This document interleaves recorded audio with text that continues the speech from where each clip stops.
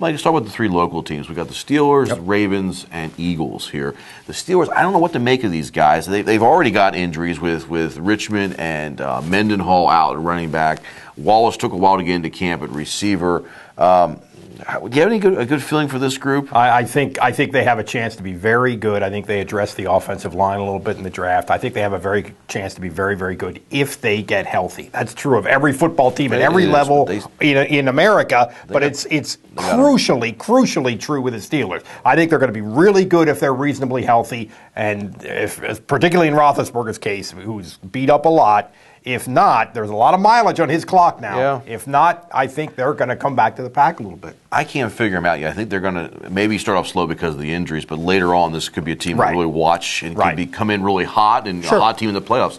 I will say, they remind me a lot of the 70s Steelers because early on, the running game with Franco was the dominant area of the Steelers, and later on it became Lynn Swann, Stallworth, and Terry Bradshaw became a better quarterback. You're seeing this right now. They were run with Bettis and these different running backs.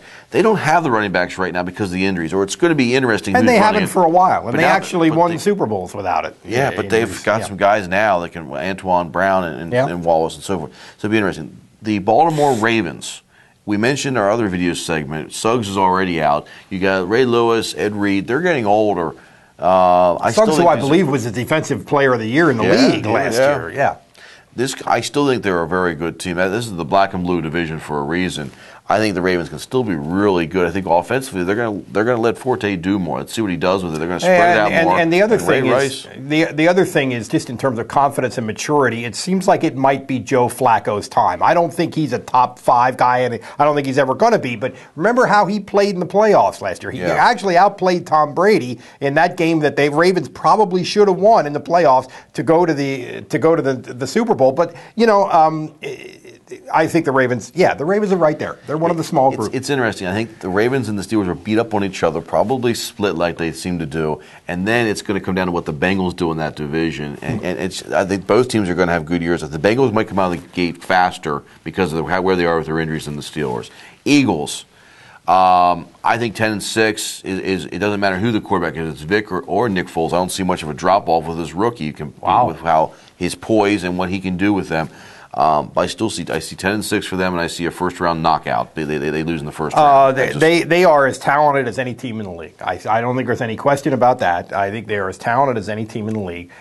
They are at the left tackle position.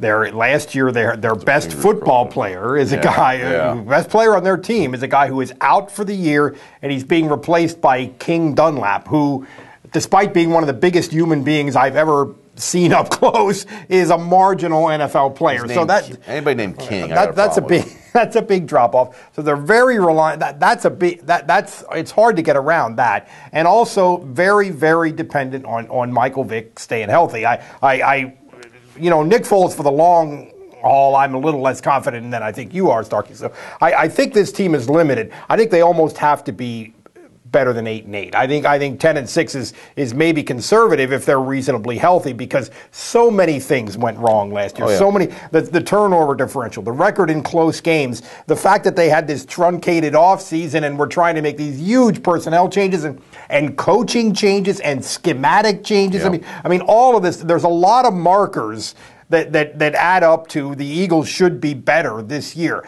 But we're talking about winning the Super Bowl. We're talking about winning the whole deal. I think there's the things that we've mentioned are gonna keep them a little bit short of the mark. You're exactly right. The turnovers was a big thing. If you cut those down, they win more games right off the bat. I still think the big Achilles heel for the team, other than that left tackle spot, is defensive coordinator. I still think he's going to get out-schemed during a game, and Juan Castillo will be a problem for these guys. And that's why I think 10-6, but you get in the playoffs, first round bye, or they got to play the first round. Maybe they win that first one. They're not going past the first round, is what I'm saying. They're not going past that first playoff game, whatever it is. I can't really dispute that. I can see them going, I'll say 11-5, just to be optimistic. I don't see them going to the Super Bowl, and I obviously don't see them winning the Super Bowl.